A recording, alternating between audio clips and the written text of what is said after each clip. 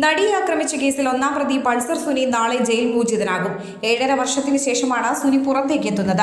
Case നിർണായക ഘട്ടത്തിലേക്ക് കടക്കുന്ന സാഹചര്യത്തിലാണ് സുനിക്ക് ജാമ്യം ലഭിച്ചിരിക്കുന്നത് എന്നത് ശ്രദ്ധേയമാണ്. കേസിൽ ഇന്നലെയാണ് സുപ്രീം കോടതി പൾസർ സുനിക്ക് ജാമ്യം അനുവദിച്ചത്. വിചാരണ കോടതി നടപടികളെ സുപ്രീം കോടതി രൂക്ഷ ഭാഷയിൽ വിമർശിച്ചിരുന്നു. കഴിഞ്ഞ 7.5 വർഷമായി പൾസർ സുനി ജയിലിൽ കഴിയുകയാണെന്നും കേസിലെ വിചാരണ ഇപ്പോഴൊന്നും തീരാൻ സാധ്യതയില്ലെന്നും കോടതി ചൂണ്ടിക്കാട്ടിയിരുന്നു. പൾസർ സുനിക്ക് ജാമ്യം നൽകുന്നത് കേസിനെ പ്രതികൂലമായി ബാധിക്കുമെന്ന് സർക്കാർ വാദിച്ചു. എന്നാൽ സുപ്രീം കോടതി പൾസർ സുനിക്ക് ജാമ്യം അനുവദിക്കുകയായിരുന്നു. നടിയെ ആക്രമിച്ച കേസിൽ നിലവിൽ പ്രോസിക്യൂഷൻ സാക്ഷികളെ വിസ്തരിക്കൽ മാത്രമാണ് പൂർത്തിയായിട്ടുള്ളത്. പ്രതിഭാഗം സാക്ഷികളുടെ വിസ്താരം നടക്കേണ്ടതുണ്ട്.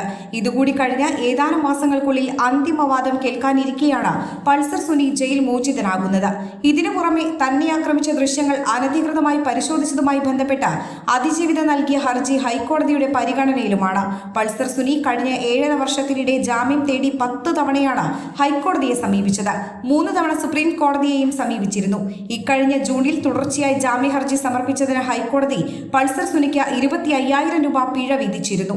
ഇത്തരത്തിൽ തുടർച്ചയായി ജാമ്യ ഹർജി ഫയൽ ചെയ്ത് സഹായിക്കാൻ പൾസർ സുനിക്ക് പിന്നിൽ ആരോ ഉണ്ടെന്നും കോടതി അഭിപ്രായപ്പെട്ടിരുന്നു.